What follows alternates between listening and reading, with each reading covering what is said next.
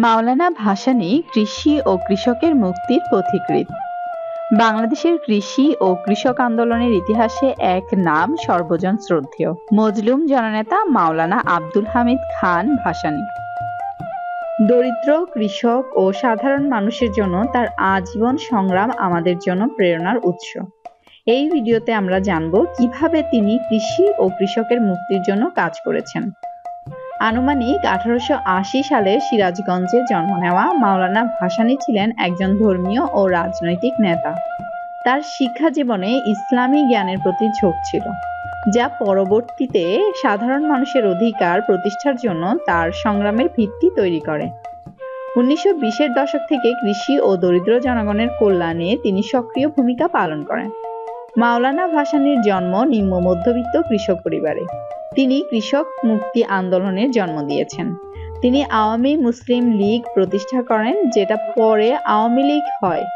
এই সময় তিনি সাপ্তাহিক ইত্তেফাক পত্রিকা প্রতিষ্ঠা ও প্রকাশ শুরু করেন। এছাড়াও তিনি কৃষক প্রজা পার্টি ও ন্যাপ গঠন করে শাসক শ্রেণীর অন্যায়ের বিরুদ্ধে দাঁড়িয়েছিলেন।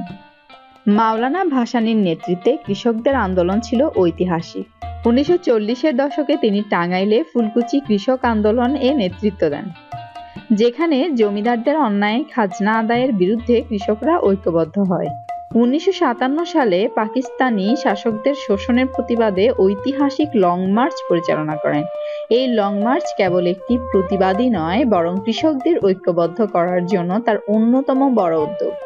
জমি দখল, খাজনা মওকুফ এবং সেচ প্রকল্প বাস্তবায়নে তার প্রচেষ্টাগুলো আমাদের কৃষি ব্যবস্থার জন্য যুগান্তকারী ভূমিকা রেখেছে। প্রগাঢ় স্বদেশপ্রেম, ইসলামী মূল্যবোধ ও প্রতিবাদী চেতনার আলোকবর্তিকা মজলুম জননেতা মাওলানা আব্দুল হামিদ খান ভাসানী 1976 সালের 17 নভেম্বর 96 বছর বয়সে ঢাকা মেডিকেল কলেজ হাসপাতালে মৃত্যুবরণ করেন। তাকে টাঙ্গাইল জেলার সন্তোষে তার প্রতিষ্ঠিত ইসলামী বিশ্ববিদ্যালয় সংলগ্ন প্রাঙ্গণে সমাহিত করা হয়।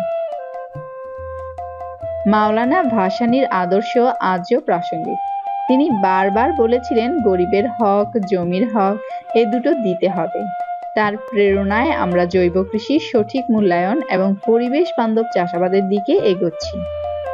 বাংলাদেশের কৃষি উন্নয়নে যে ভিত্তি তৈরি হয়েছে তাতে তার অবদান অপরিসীম। আমাদের দেশে কৃষক শ্রেণীরা এখনো সবচেয়ে বেশি অবহেলিত গোষ্ঠী, অথচ তারা সকল প্রতিকূলতাকে উপেক্ষা করে ফসল ফলায় দেশের জন্য, দেশের মানুষের জন্য।